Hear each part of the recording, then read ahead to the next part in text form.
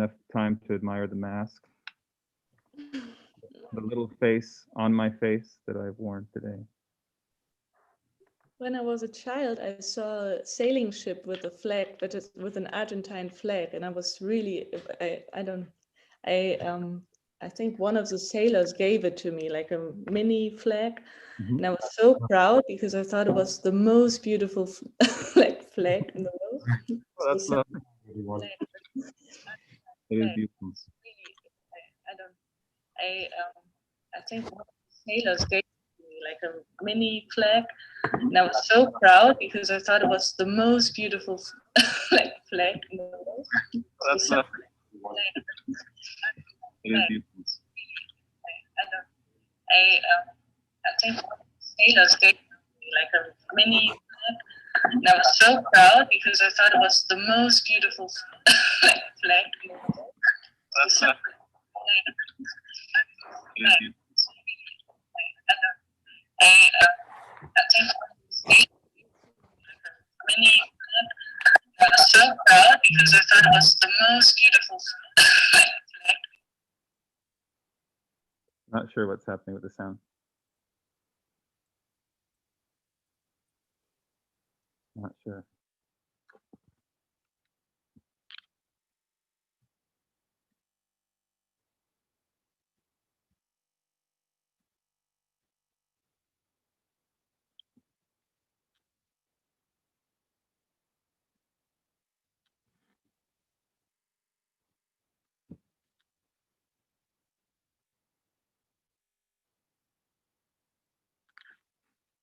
Just waiting for the go ahead. We'll get started here in a moment.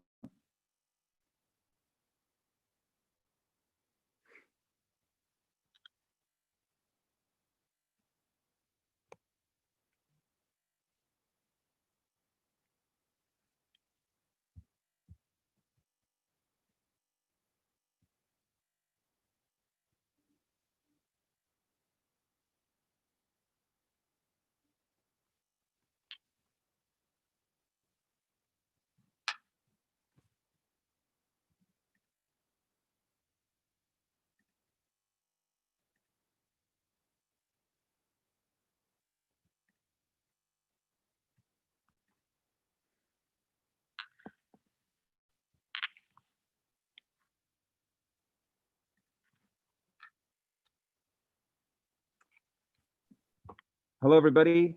I would like to welcome you, the panelists here today, and anyone who may be watching in our community, watching live or otherwise, for the first event of the inaugural Atlanta Poetry Festival and Translation Summit. I'm going to remove my mask now. This is the first time a lot of students have seen the bottom half of my face, so this might be a difficult moment for them. I want to acknowledge that from the outset. My name is Mario Chard, and I'm a writer and teacher here at the Upper School at Westminster Schools in Atlanta, Georgia.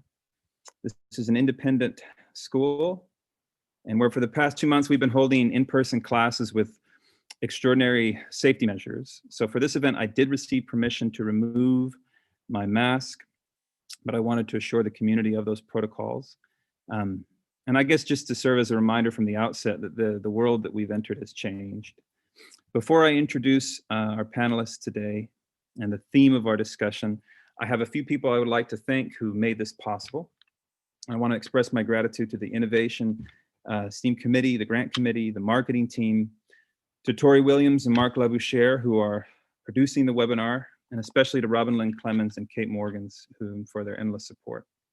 So this festival and summit, like so many things this year, was originally intended to be held live and in person, to bring 6 distinguished poets writing in German, poets and writers, I should say, to Atlanta as an opportunity to replicate and maybe even expand on the translation experience that 6 poets from the US had in Berlin last summer. So the event was one chapter in a long-running series sponsored by the House for Poesy in Berlin, titled Verschmuggel, or Reversible, which translated as a kind of smuggling of verses. And so what we would do is meet for approximately 4 days, a trio, 2 poets and a translator that had provided interlinear or gloss translations. And we would sit around a table and start the hard but revelatory work of translating poetry. And from that practice, we generated poems that were later collected into this lovely pink and white colored anthology. And part of our efforts this week is to celebrate that anthology, to celebrate the poems we generated together, and maybe some of the ideas around translation that we discussed and that we can now discuss together. So I'd like to start with a brief introduction to our panelists, which is a distinguished group with extraordinary achievements among them. But in my contraction of their bios, I want to point, and I did point, into emphasizing place or residence to suggest the multitude of nations and cultures that they embody. So first is Ilya Kaminsky, was born in Odessa in the former Soviet Union, has lived with his family in the United States since 1993. He is the editor of the Echo Anthology of International Poetry, and his most recent book is the award-winning Deaf Republic. He currently holds the Bourne Chair for Poetry at the Georgia Institute of Technology and lives in Atlanta. We have also with us Ronia Oathman, is a poet based in Leipzig, Germany. She was nominated for the Leipzig Book Fair Prize and the German Book Prize, and her first novel, High as the Waters Rise, was just announced as a finalist for the United States National Book Award for Translated Literature. Dagmara Krause was born in Poland, has lived as a poet and translator from Polish in Strasbourg and Berlin, now in France, and she has received numerous awards for her poetry and translations. Ronia Oathman was born in Munich, Germany, the daughter of a Kurdish Yazidi father and a German mother. Her poetry and prose deal with themes of migration, homeland, and war. And her debut novel, Die Sommer, or The Summer, was recently published to great acclaim. And we have Brenda Shaughnessy, who's born in Okinawa, Japan, grew up in California, the author of 5 wonderful collections of poetry. Her collection, Our Andromeda, was one of the New York Times 100 Notable Books and was a finalist for the Griffin International Prize and the Kingsley Tufts Award. I want to welcome and thank you all so much for coming and being a part of this. I would like to start by showing an example of one of the poems produced by a pair of poets on this panel, and that's Dagmara, who wrote the poem in German, and Ilya Kaminsky, who provided here a version of the poem in English. If we could show the slide number 1 to get a glimpse of this poem. So what I want to highlight here, and take a moment to see and to read, is that from my perspective, without understanding the German, it's clear to me that Ilya made choices that kept the concrete visual aspect, but amplified or altered or interpreted the sonic elements from German, repetitions of 2 words mainly, at least from what I can see, into a variety of verbs in English that have the same sound, peel, conceal, etc. So of course, either poet may want to speak to these choices in our discussion later on, but I show it here to introduce the possibility of change that occurs, the idea of versions existing simultaneously when a poem takes on a new life in another language. Thank you. Before I begin, Ben, and we're ready for the questions, I would say that thinking on them, they appear to me to be in some ways rather generic, maybe born of my US-centric perspective that typically responds to new languages with aversion.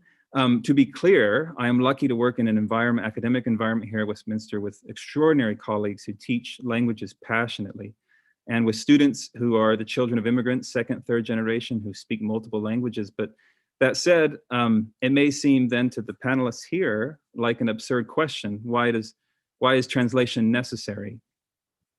But I did want to address it and to start actually with the question related to how translation as an idea has informed your work as an artist. And Ilya, if you wouldn't mind, I would like to start with you, and then we'll open it up to the panelists to respond to this. And if you could think maybe of any formative memories of translation that were important to your youth. But the question I have is that outside of language, what are other kinds of translations that have been important to you, your life as a writer and artist? I think we have you on mute.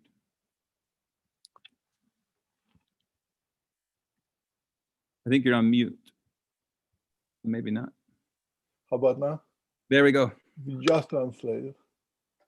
Yes. So I would say that translation is an education for a poet.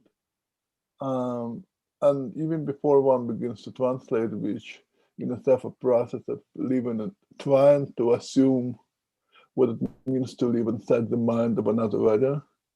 We all grow up on translation simply because once upon a time, if we are lucky, we have a grandparent who would read Brothers Grimm to us in English, or in my case in Russian. Or if you're in German, if you're lucky, you go to school and your teacher will read Shakespeare to you. And obviously, both are formative works and both are works in translation. Great literature depends on many translations. Great writers deserve many translations. If you think about, say, Dante in English, every year there are 3 or 4 new translations. How is it possible? For hundreds of years, we have so many different Dantes. Which one is the correct one? As they say in Greece, there are 7 cities trying to claim to be Troy. Also 7 cities trying to claim to be the birthplace of Homer. So similarly, as we change, as we go through time, we try to go back to these books such as Dante or Brothers Grimm and so forth, or Emily Dickinson or Gwendolyn Brooks. And we try to reimagine them in new languages again and again. Of course, because we want to translate, but also because we are translated in time. The culture is never static. The culture, thank God, changes. Hopefully the culture will really change in November. We need that translation. But translation is also an art of attentiveness, word by word, syllable by syllable, line by line. It's an art of imagination. It teaches you what is not possible in your native language, how limited is your native language, and how much you as a practicing writer need to imagine what might be possible as you move into the future. And hopefully, once again, as a citizen, you will in November try to imagine what is possible as you move into the future. That's all I have to say. Thank you, Ilya. Any others on important formative moments of translation, either in their youth or as their work as artists? I think it struck me when I was a younger poet, and I didn't know that people could translate to and from languages they didn't know. I mean, I think that when I first saw, I thought, gosh, all these poets know ancient Greek. It's amazing to me. You know, like, how do they learn that? I guess all these schools taught it. I didn't learn it. And then I realized that there is this thing called a gloss, sort of people are able to do that. And I was really struck. But the experience that really struck me most when I was young and just starting out with poetry was especially reading the poems of Cavafy and the different translations. I could fall in love with one poem of Cavafy and just sort of be reciting it and almost memorizing it and having it be part of me, and then coming across some other translation and being like, no, I can't have that translation, that's not it, simply because I encountered one first. And that's sort of, I mean, it's the same poem, right? Or is it? That's the question of translation.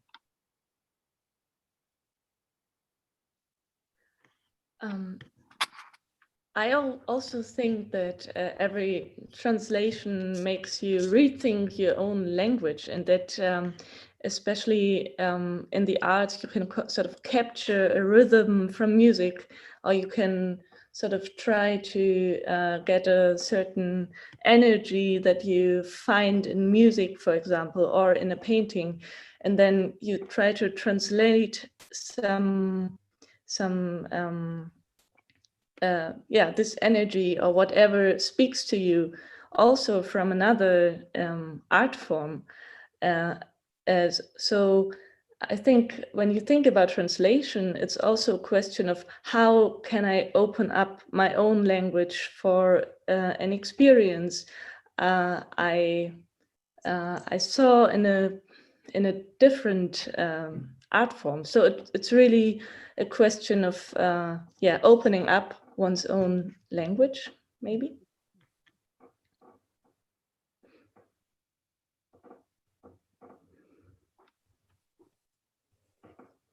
Thank you, Dagmara. Ronia, do you have maybe any thoughts on formative experience with translation? Was it natural for you in your homes, for instance, to translate automatically?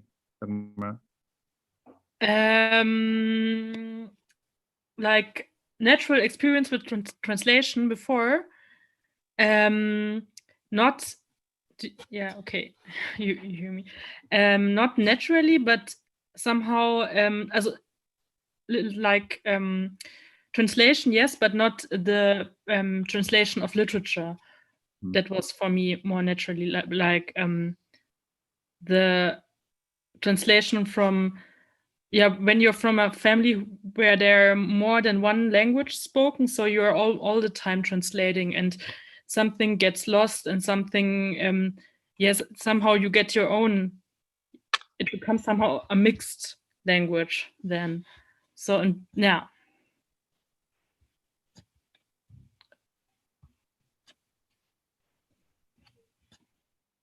Sorry? We can hear you, Dagmara. I don't quite know when I'm supposed to speak, so well, feel free right now.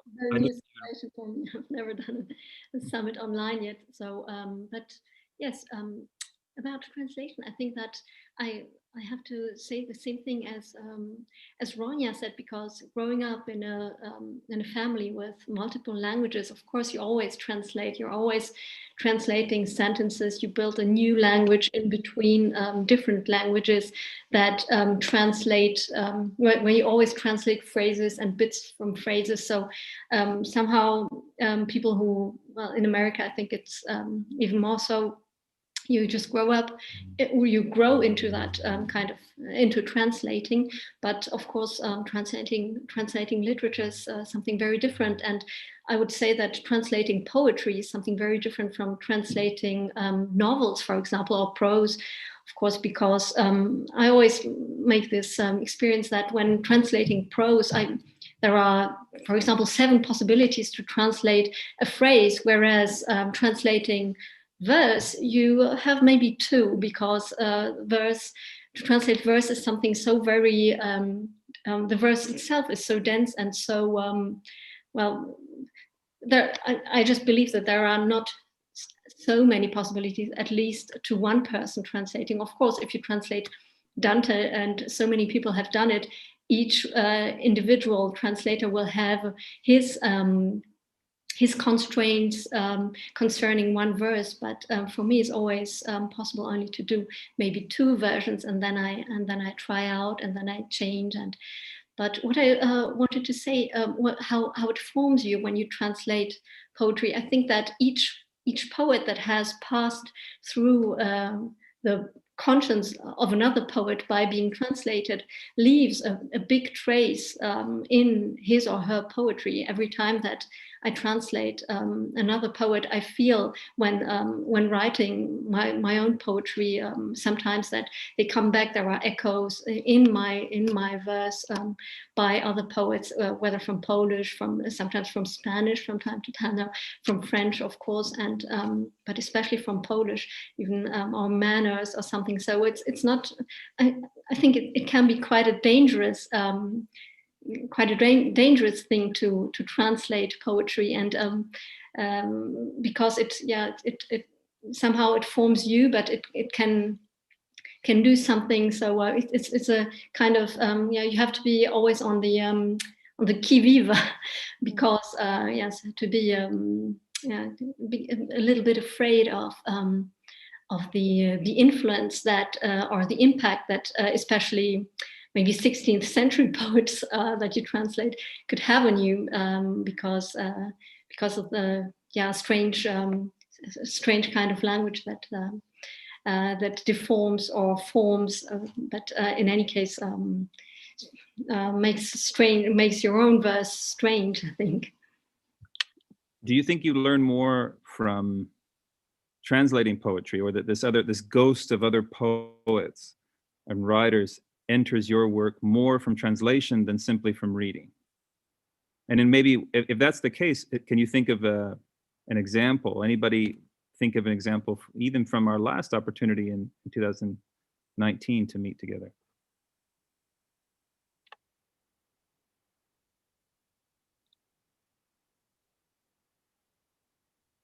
Ilya, go ahead, unmute. There is a famous little story about a great translator of Trakl, American poet Daniel Simca, who passed away now. He was translating Trakl when Trakl, for some reason, was out of print in the United States. And his friend saw him on the street, running in a hurry, out of breath. He grasped his friend and he said, "I feel I'm turning into Trakl." and that's very much kind of an echo of what Dagmara is saying. This, I don't know if danger is the word I would use, but there is a transformation. There is and some poets embrace transformations. They want to be a different person. Mia said, the purpose of poetry is to prove how difficult it is to remain just one person. Other poets feel like they're constantly finding their own voice. They're trying to structure as they go through the jungle that is time and culture, and they want to preserve that voice. And for them, having so many other people crowded in your heart might not be productive. It really depends on sensibility. But you discover your sensibility in conversation with others. And so in that regard, translation is still very useful.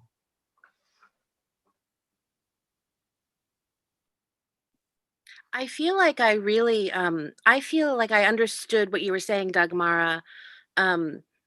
You very much described what I went through when I was working with Anya.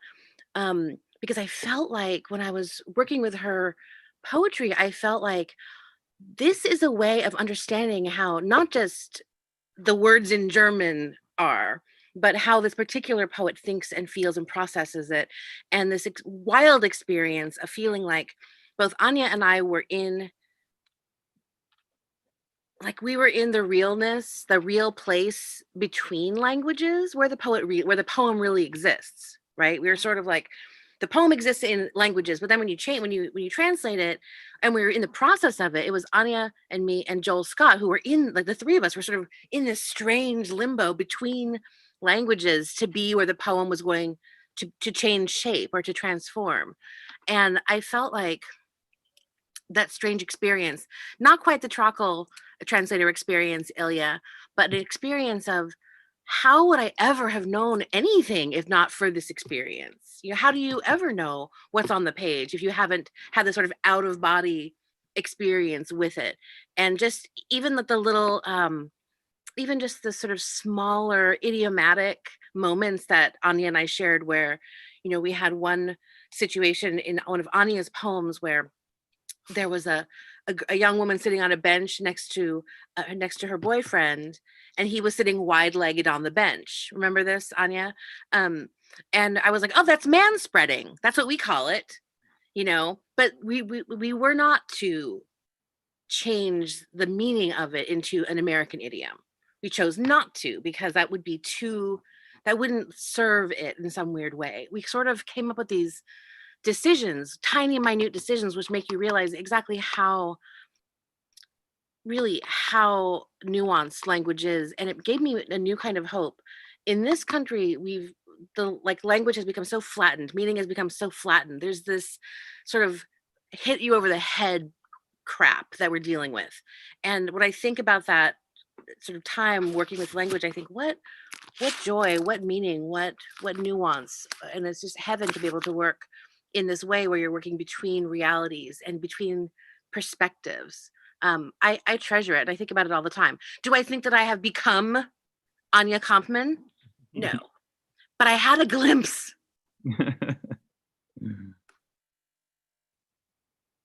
Anya, did you feel the same way working with Brenda's work? Because one also noted that it might have been difficult to translate humor, which Brenda does tremendously well. And I admire that, knowing that I don't. So that's how and so the idea is, how did that come across, or what was that experience like working with Brenda? I think she just described it very well, because, and also what Ilya said about being not just one person, was very interesting for me, because as you mentioned, Brenda has such a nice, light way of putting things, and then at the second glimpse they are not light anymore. And we would have this, she would describe a game between girls, and at the one hand it's playful, and on the other hand you realize it's something really cruel, and everything is wrong within the situation. So yeah, I think it really opens up your sense of, your possibility to think about a situation, or to go into it with language. And I think it's also a question of voice, really. It's not just the meaning. You don't try to capture just the meaning of the word, but you try to sort of get the energy or something which is within Brenda's voice, and try to give it a German version, really. And that's something very different than just translating words.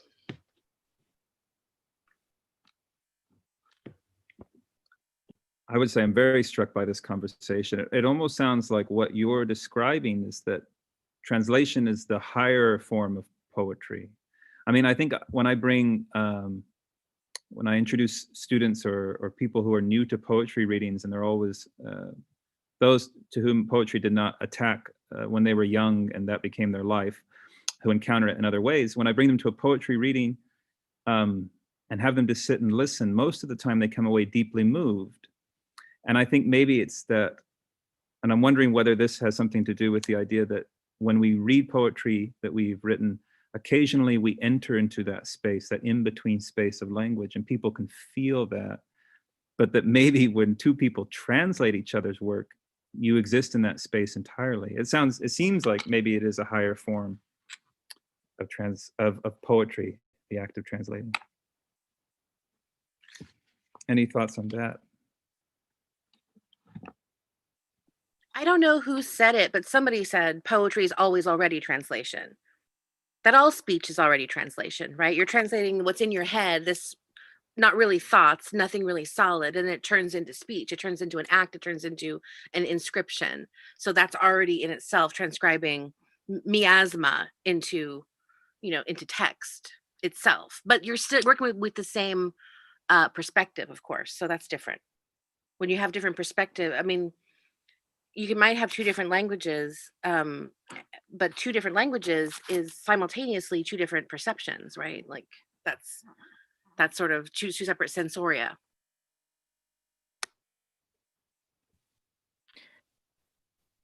Okay, it's strange with this Zoom. I always don't know if you're hearing. I'd love to hear from you, Ronia. I remember also that there were, like, when we translated me and Mario, that there were like different layers of translations. Like we first also read it loud, so there was the sound, and then we had the written text, and then we had the sound, and I remember it was also like we didn't only like translated like what was on the paper, but also like how Mario read it, and then there was some kind of rhythm in it, and like it has different layers, I remember, and that was also important for me. So for me, the first translation, also the when you hear a poem, and then the written one. Yeah, I felt really privileged to go through your poems, and also really challenged by the wordplay, which seems impossible to translate from one language to another.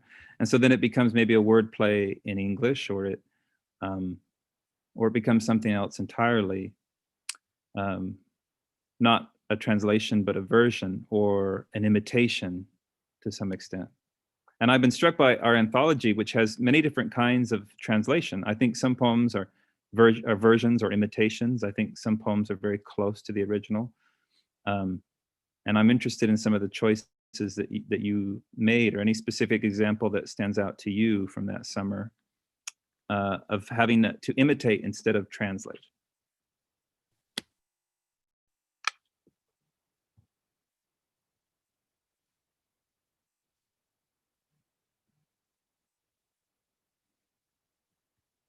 This is one of those moments where if we were sitting together, we could see, we could see each other's faces and think, okay, who's looking to respond? I actually want, and we're getting close to the end of our time, so I want to maybe show, if we could show slide number 2.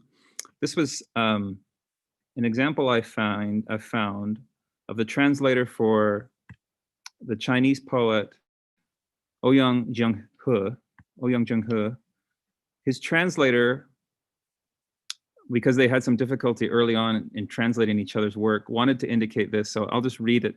He says, "But if I paint a tail, I cannot make a decision about what kind of animal it might be." So imagine you're translating the word tail. It might look like this, or this, or this. And aha, Ouyang said, grabbing the pen, "That's where you're wrong. This is the tail I want you to paint." And that seemed to end the debate. From what I can see in the image, it looks like all three have been blended at once. Did anyone feel like they were recreating this experience? Thanks, Tori. You can take off the slide.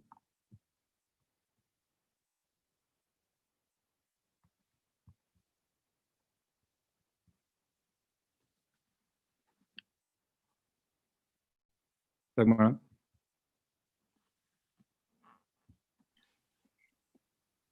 Yes, I'd like to say that as we weren't, it was not a couple of just 2 poets translating here, but we had Irina with us, with whom, well, as a mediator, so the translation passed through her and back again, which changed the whole thing. So if there was something like what you've just shown in the picture, there was another voice coming onto that thing, and we tried, though we tried to stay as close as, or to be as close as, or to get as close as possible to what Ilya wrote, and trying to really retell his poems and not make up something else, something new, because there was I think his forms did not allow for that. It was rather, yes, we were very much trying to stay as close as possible.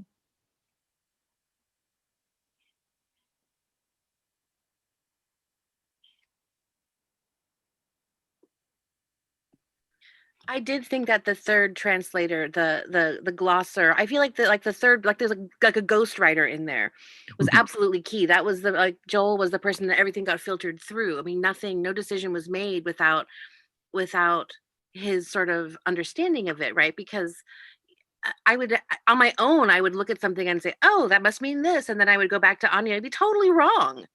I mean, I'm not going to make it totally wrong just because it's my translation. That would be such a disservice. I wanted to capture as close as possible, and I needed Joel Scott to do that. So the fact that he's not here somewhere, it just feels really strange, because in my mind, he's always there in this process. Did you feel that way, Anya? Do you miss him?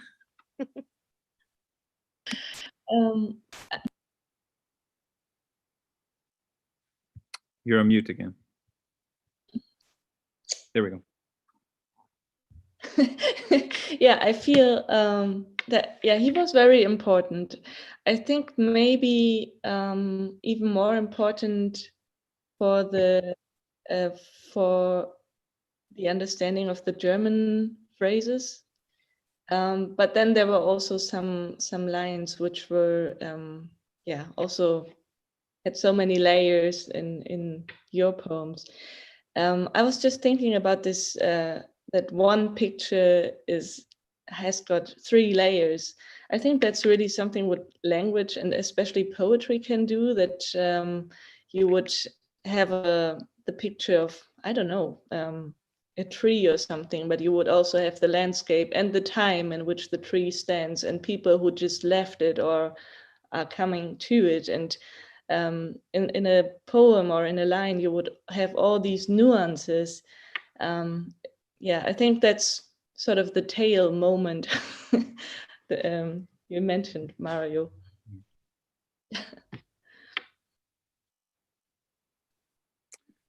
I'm wondering whether I wanted to ask, and I know this was, I think our students and any community members and any teachers in the future listening will gain from what you've said already, and from the poems that they see, and from other events that we have this week in which we read the poems more directly. I think that clearly what will come through, our hope, is this appreciation of translation, or a different understanding of it.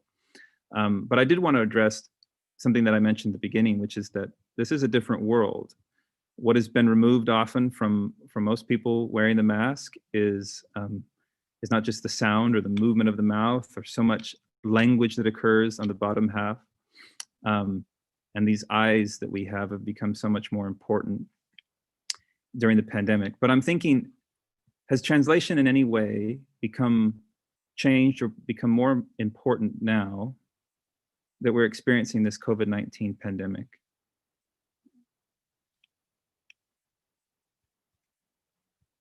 Or what kinds of translation have become more important?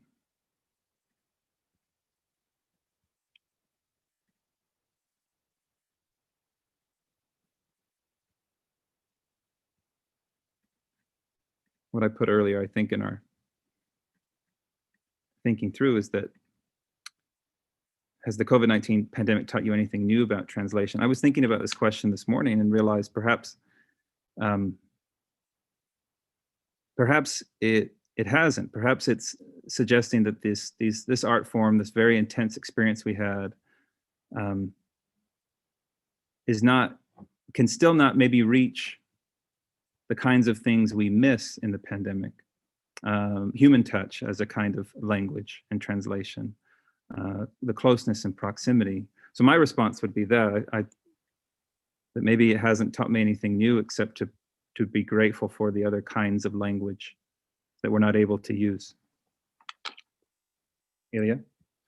I have 2 very quick responses. The first, to your original question, what happens to a person in pandemic who has to deal with translation? For me, it's daily life, because I'm hard of hearing, so I lip read.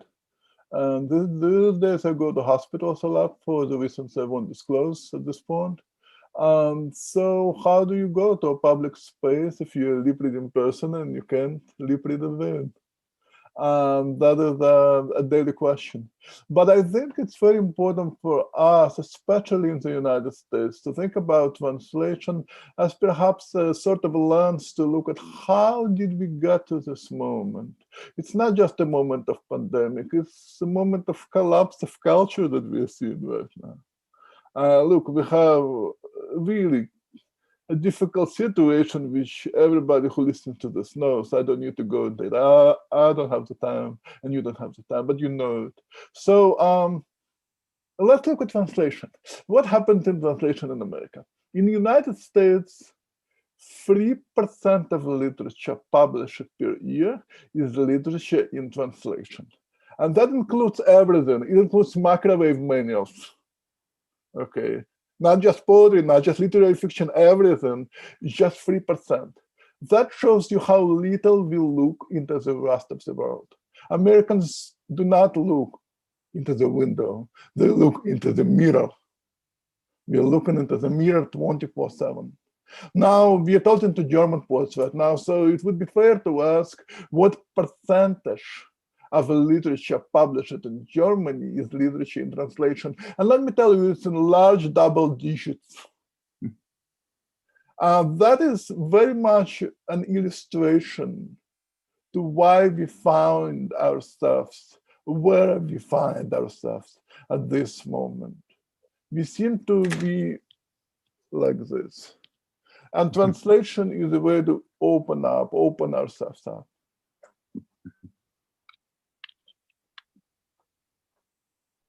Thank you, Elian. Any last thoughts on this issue? Ilya mentioned closing our ears and eyes, which is the only two things left open from the mask.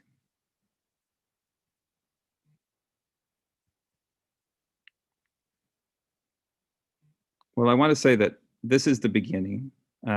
We're really thrilled for the opportunity this week to return to this anthology, to these poems, and to these poets, and to welcome all of you, whether in the States or abroad, to this festival and conference, that we can take what we have discussed, what you have discussed, and what we have learned here because of your discussion with us.